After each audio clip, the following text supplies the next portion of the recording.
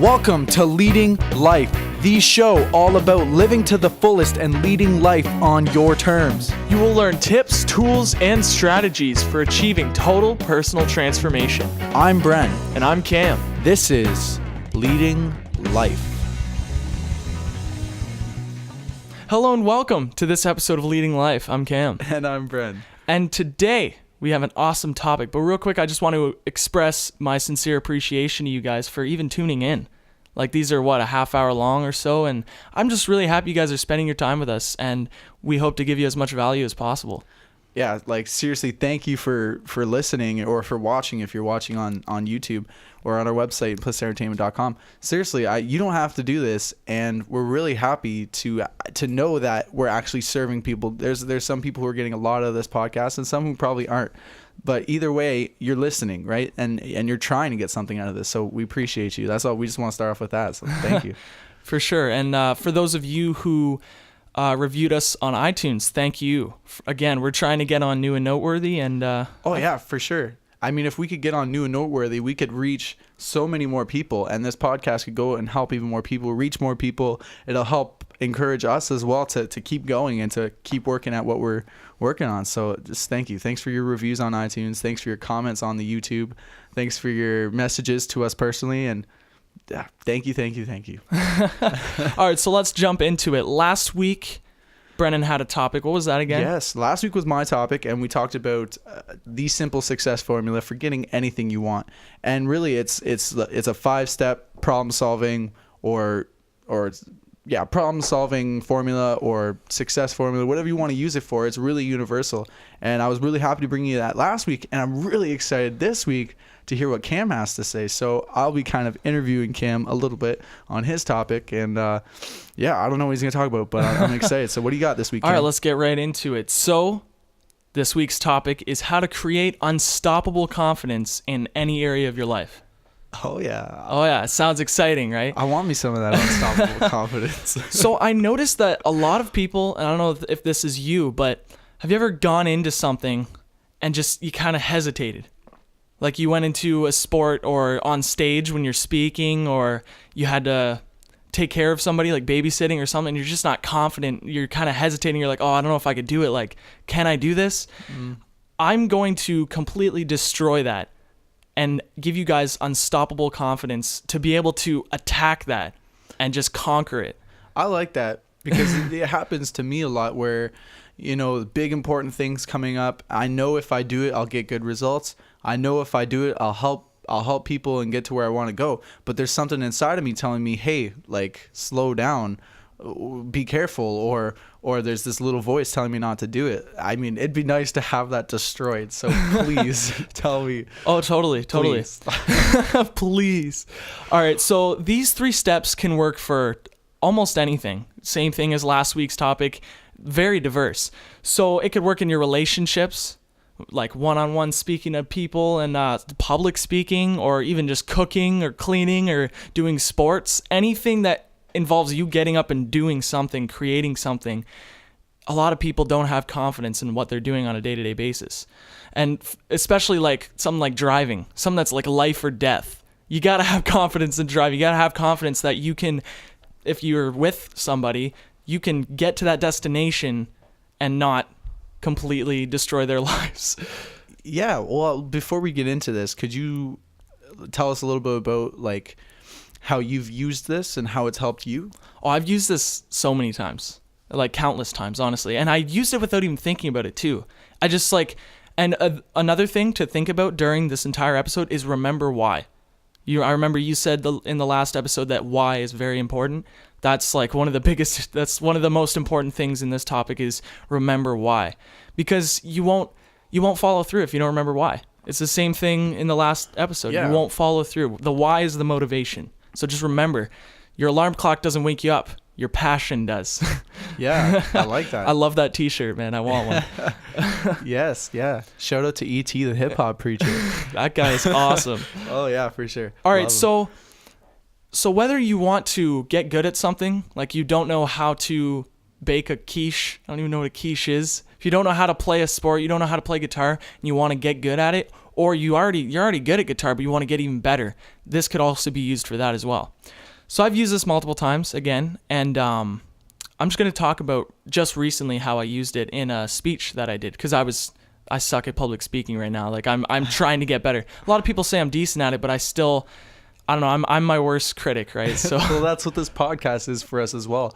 It's helping us to break through that fear of public speaking and getting our message out there, which is kind of an irrational fear. But yeah, tell us about this presentation. Okay, well, I was in French class and we just had to make a presentation about anything. They didn't care what it was about. They just said, like, talk about something for 15 minutes. And I was like, 15 minutes? I need to talk about something. Like, how am I going to do this? And in all honesty, I've always hated, like, school projects.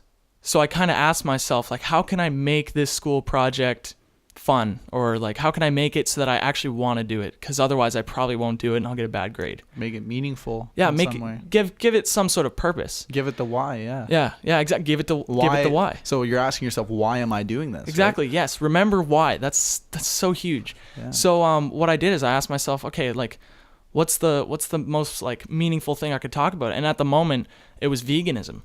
I was just starting to educate myself on all the environmental aspects of the animal industry and all these kind of things that we'll probably get into in this show, I bet. But I was just starting to educate myself, and I was so passionate about spreading that to people and educating them, because I know that, like, when you're doing something that's destructive but you don't know it, and then you find out about it, you feel awful. Like, I felt awful, man. I was like, totally.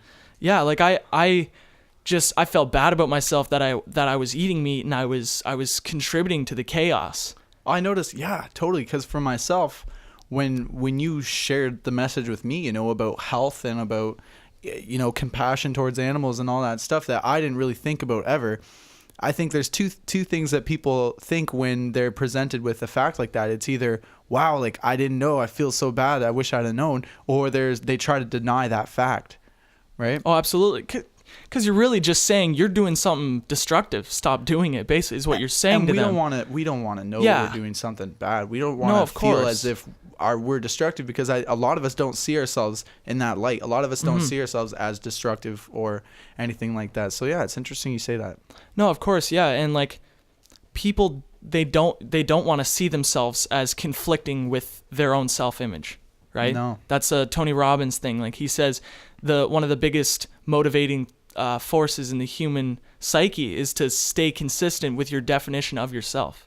Yeah, you gotta stay if I say I'm not a drug user ever, then I will do anything in my will to never do drugs, to keep that out of my description, because I want to stay consistent with my own description of myself, right? So that's basically how people see when you approach veganism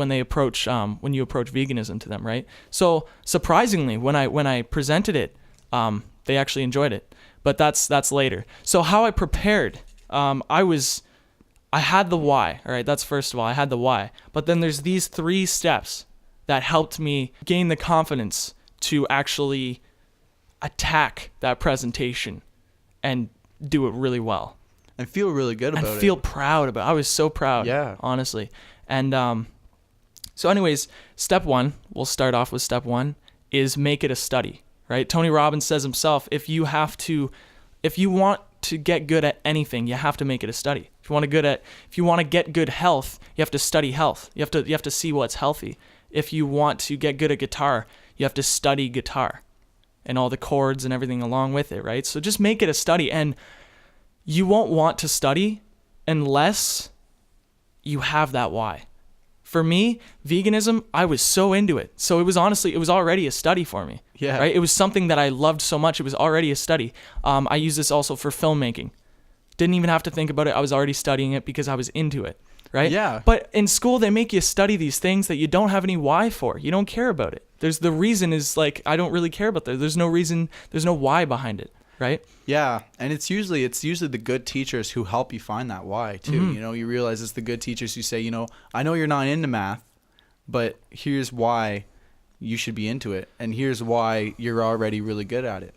And yeah, it's that why, and it's making it a study, because when you have that preparation, when you've studied it, when you've immersed yourself in it, and you spent time in that area, it's hard not to gain confidence, because it's like, look, I've done this before. Yeah, I know this. No, exactly. You know it. Like when you're reciting a script, actors they have to study the script for weeks on end, days on end, because when they go into it, when they start acting, they need to know it. They can't just read while they're acting. You know what I mean? They have to know it. And that's basically what this is know it. Make it a study. Well, when you think about it, a lot of our fears and our self-doubt is because we're not sure, we're unsure or uncertain whether or not we actually really know what we're talking about, or we're unsure whether or not we actually really have the ability to do what we're about to do. And it's that uncertainty, that fear that debilitates us. So when you make it a study, it's not, it pretty much eliminates that fear, because you've spent so much time in that area, you just become comfortable. Yeah, exactly. Like it's almost like in the vegan speech, a lot of people they'll ask questions like, where do you get your protein? Or where are you going to get your B12? How are you going to stay healthy? And by making it a study, I knew all the answers. I knew every answer. See, basically, it's almost like a sport, man. When someone asks you an answer, that's almost like a problem, right? Where they give you problems in school to fix. That's essentially what school is. Your exam is just a bunch of problems you have to fix, right? So by making it a study, you know the answer to those problems. Yeah. By studying this cool move in soccer, you know how to divert the ball around the player to get past him. Yeah, right? There's no guesses. You've been there, you've done it. You don't have to guess about anything. And that's a big part of having confidence in any area, whether it be your relationships, whether it be your health, intelligence. Yeah, I love that. Exactly. And I use that every day. When you have that why, you're gonna be happy to solve those problems. Oh, why is milk bad for you? I'm happy to answer that. Like as easy as that. And I hope I'm not attacking anybody here if you drink milk or eat meat or anything like that. This is just an example that I use that I'm really passionate about. Just remember, study it. And when you have that why, you're going to want to study it. It's going to be fun for you. You're going to study it unwillingly, like how I did. How I did with veganism, filmmaking, building computers. I was just so into those things that I made it a study unconsciously. I just figured this out the other day, that I was using this multiple times in my life. Just figured it out. So, number 2 on how to build unstoppable confidence in any area of your life is visualize. Now, I'm sure you have an experience with this. I do too. Is before you're about to get on stage, before you're about to act in whatever area it may be, asking somebody out or taking somebody out or cooking this meal or driving this car, whatever it may be, you don't have to, but you should visualize yourself doing those things, and visualize yourself doing them effortlessly with ease. Yeah. The big key with visualization is to visualize your ultimate outcome. So like a big one for a lot of people, and for myself even, is like public speaking. I was doing research recently and I found out public speaking, 70%, that's a 7 to a 0. 70% of Americans have a fear of public speaking. And I'm sure you probably have a fear of public speaking. If there's like 1,000 people in the crowd and I were to ask you to go up and go talk to those people, there'd be some nerves that would come up, right? Am I wrong? And I think absolutely. That's true for all of us. And so take that example of public speaking, and to visualize it, it's just like making it a study, but instead of studying it and just knowing it, you kind of experience it, right? Exactly. Yeah. So you visualize it, and visualization is hard for me, man. I don't know about you, and I think it's the same way for a lot of people, but a lot of people have trouble actually seeing pictures. You know what I do sometimes is I just act it out if I can in my bedroom. I'll act myself out. I'll practice, right? Practice is another one. Visualization and practice is step 2, because practice is very important for anything. Oh man. So like, I'm just remembering this now, but I remember as a kid, like I had a lot of anxiety and nervousness and, all sorts of different issues when I was a kid. And I remember specifically a certain scenario. So like, say, you did something wrong and you're going to get punished for it. You're a kid, maybe you stayed out too late, or let's take that example. Mom and dad said, be home by 9 and it's 11:30. You're not home yet. You're going to go home and you're going to get yelled at, right? I find myself as a child, I don't know if you have this experience, but like I would replay the scenario in my head over and over again of showing up at home, getting yelled at. Okay, let's replay it. Showing up at home, getting yelled at. Okay, replay it. And over and over and over again in my head until finally, it's like the coward dies 1,000 deaths. I don't remember where this quote is, but it's stuck in my head because it hit me hard the one day, because I realized when you overthink things, when you visualize the negative, it has a negative impact. And all we're asking you to do here is switch it over and use that, replay that good picture in your mind. Replay that picture of the mind where you're succeeding, that picture of the mind where you're happy, where and you you're know helping what? people. It's kind of hard. A lot of people think it's hard to visualize the positive. It's because you don't have a big enough why. Humans will do more to escape pain than to gain pleasure, right? So you'll do more in your head to escape that pain of coming home than you would to feel the pleasure of speaking in front of an audience really well, right? And maybe you've never done it before. I mean, I forget the quote, but like, it's how do you expect to have anything different or see or experience your world differently if you don't do anything different, right? Like, exactly. It's insanity doing the same thing and expecting the same result. That's why I wrote practice. You have to practice this. Yeah. Because when you've done it 1,000 times, you know the route. Yeah. You know, you've explored this forest 1 billion times. You know every single tree. You know every single loop around in the forest. You know exactly where you're going. You know it like the back of your hand. So what kind of strategy do you have for visualization? Because again, this is a tough one for me, and I know it's a tough one for a lot of people. I mean, do you have to see pictures? Do you have to feel it? Do you have to? You say you kind of just physically reenact it in your room. Like, give me some tips here, because this is something I struggle with. And like, throw it at me, man. Well, I'm gonna throw it in your face. No, everybody's different, right? So, I do so many different things, and I'll show you everything that I do. Sometimes I'll meditate, so I'll just sit there and I will do some mindfulness for 10 minutes.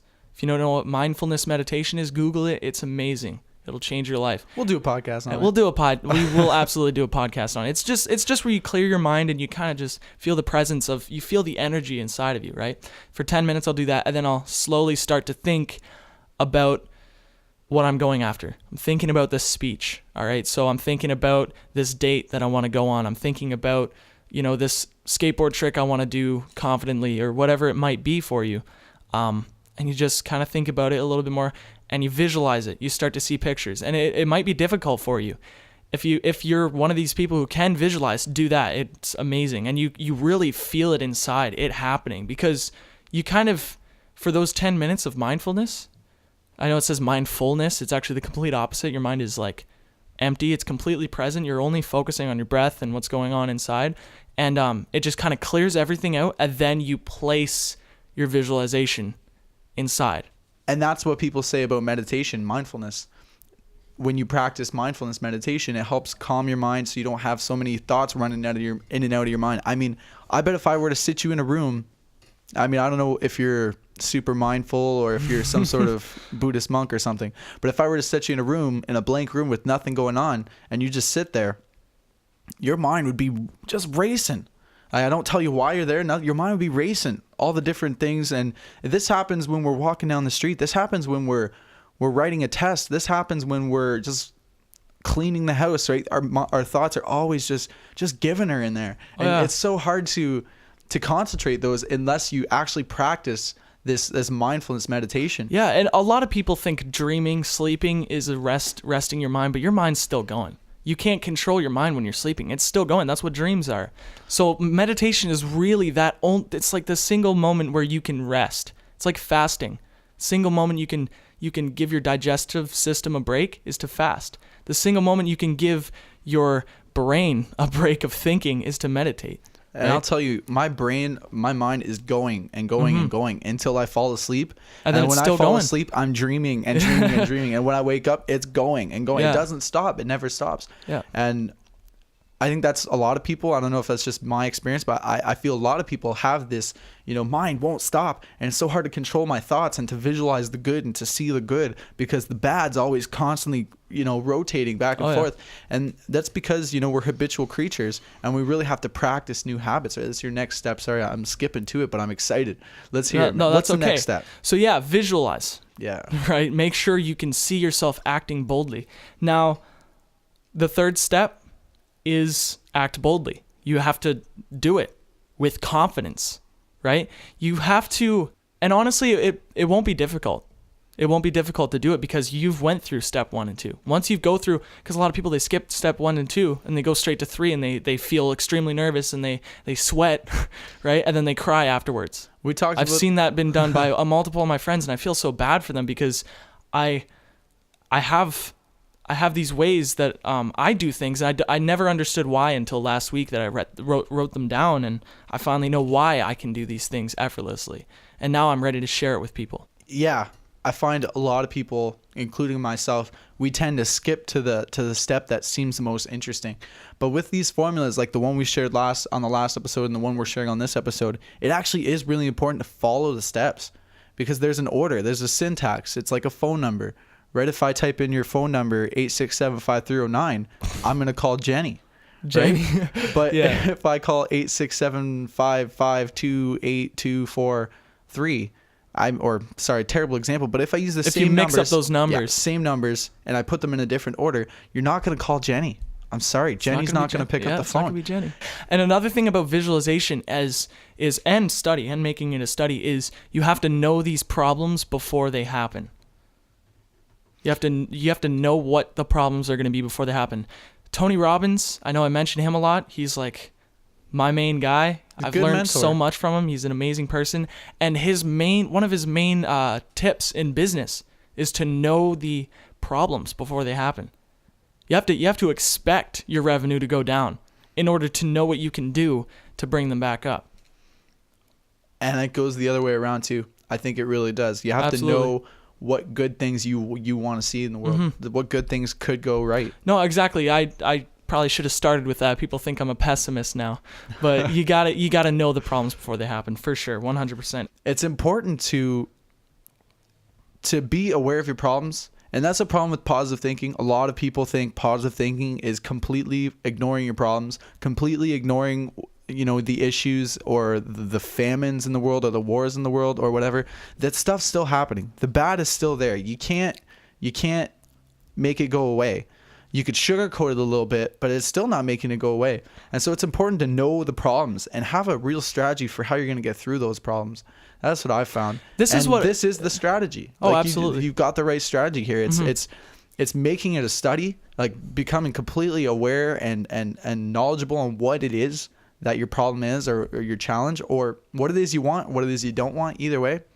And then step 2, visualize it is a great way because you're practicing it in your mind, and then you go into practicing it in real life. And yeah, great. Just great. I don't even know what else to say. Another thing about positive thinking that you said, it's about ignoring your problems. What I think of, like, I wish there was a word for this, but a certain form of positive thinking that I use is kind of like this. Picture a room and you have these spotlights on tripods, all right? And they're just shedding light on certain areas of the room. And those certain areas are like the dirty parts. Like there's a piece of garbage on one end of the room and the spotlight is just looking at that piece of garbage. There's a piece of broken glass on one side of the room. It's just looking at the negative things. The spotlights are just focusing on the negative things. What a positive mindset is taking a flashlight, and this flashlight is like rainbow colored and it has sparkles and it's like happy. It's having a good time and it's looking at everything. It's not only just looking at the garbage on the ground, but it's also looking at the blankets on the bed itself, and being grateful for that. You know what I mean? Yeah, and you're not just looking at the happy people and saying, oh, everybody's happy and the whole world's loving and there's no bad at all. Like, it's there. No, it's there. And the big part is it's becoming aware, and that's what gives you confidence, is when you know what it is you want and you know what it is you don't want, and you actually know. Yeah. Like, that's a big thing of confidence I've found for myself, is you actually have to know. Like when you don't know, that's unconfidence. It breaks your confidence when you're not ready for that. Yeah. When someone asks you a question about veganism that you can't answer, you're just like, I don't know why steak is bad for you.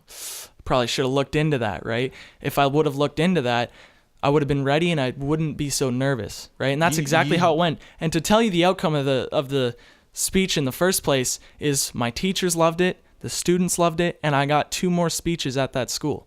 And I did them both effortlessly because I used this formula without even thinking about it too. It's awesome. And I bet you use this formula as well. You use this formula as well in certain areas of your life that you've succeeded in. And because you've made it a study. I mean, you could probably think of at least one area in your life where you were passionate about it and you just studied it. Not because you had to, not because someone told you to, not because you were going to get a bunch of money for it, but because it was something that you were passionate about and something you love to do. And then you started to see it. You started to replay it in your mind unconsciously, not even thinking about it. And then eventually you practice it, right? You got in front of a mirror and you practiced your public speaking, or you went out and you just went for a jog and you just did it, right? You've used this before, just like Cameron has and just like I have. And the idea here is we're not bringing you anything new with this podcast. No. I'm telling you right now, there's nothing new here. And if you're looking for new information here, you're not going to find it. We're here basically to remind you of what you already know and to make sure that you're actually following through on it. Yeah, exactly. Because I find the biggest challenge us humans have is not that we don't know what to do, but that we don't know how to get ourselves to do it. And that's the biggest problem. There's stuff in our way. And that stuff in our way is usually ourselves. And when we create systems like we're bringing you on this podcast, we could systematically break through those areas that are holding us back from getting what we really want. And that's why I'm so happy we're doing this podcast. I'm so happy that me and you were switching off. Oh, of course. Last week was my episode. This week's your episode. Last week was really cool because I got to talk about stuff that I've learned in my life that have helped me. And this week you're talking about things that you've learned that have helped you. And so we're learning from each other while other people are learning as well. Exactly. I'm just talking up the podcast because I feel really good about it right now. But seriously. Oh, yeah, man. I'm really, really excited for it. And another thing about this is notice where you're successful and dissect that. And you might find a system just like this one or this exact system. Just notice where you're doing something good and look and take a step back a few steps and notice like, well, what did I do to get this? That's exactly how I found this. It's like, okay, so I have so many skills that I'm good at and I'm confident in. Why am I confident in that? So I took a step back and kind of went backwards in it, and I noticed exactly what I did. And I'm sure you can learn just from yourself just by doing that. Yeah, I like that. Reverse engineering where things are going right. Mm-hmm. You know, like so many people, they focus on where things are going bad, which is good to fix them. But at the same time, you want to know where you're doing something good so you can take that and kind of put it on top of those things that are going bad. Yeah. All right, so I guess that's it. Oh, there's so much in this podcast. I hope you guys, I really hope there's something in here that you could actually listen to, not just listen to, something you could really understand because we talk so fast. We're so passionate and crazy. But really, seriously, thank you for listening to this podcast. Again, thank you, Cameron, for bringing this topic up because I'm going to go use this. I'm going to go get confident. Awesome. You guys too, go get confident. Use this because it works and it's amazing. And you'll be so happy with the results. I'm telling you right now. Yeah. For sure. So thank you guys so much for listening. Again, we really hope you get value from this. And just remember to contact us. We want to get in contact with you because that's one of the most important parts of this podcast is to meet people and learn from you guys. Because I know you guys are smart for even just being here. And what's your social media, Brennan? Yeah, please get a hold of me. I need more friends, and I think you guys would be great friends. So, yeah, you could add me on Facebook at Bren Dubé. You could add me on Snapchat, Bren Dubé, Instagram, Bren Dubé, or Twitter, Dubé Bren. So there it is. A little reverse for Twitter there. If you want to get a hold of me, it's CamMoron123 at Snapchat, Instagram, and Twitter. CAMoron123. It's kind of like my name, Cameron, but with the moron there. It's been a thing since second grade that I've been using. It's also a username for most of my video games. So thanks again for listening to the Leading Life podcast. I'm Bren. And I'm Cam. And we want you to go lead your life.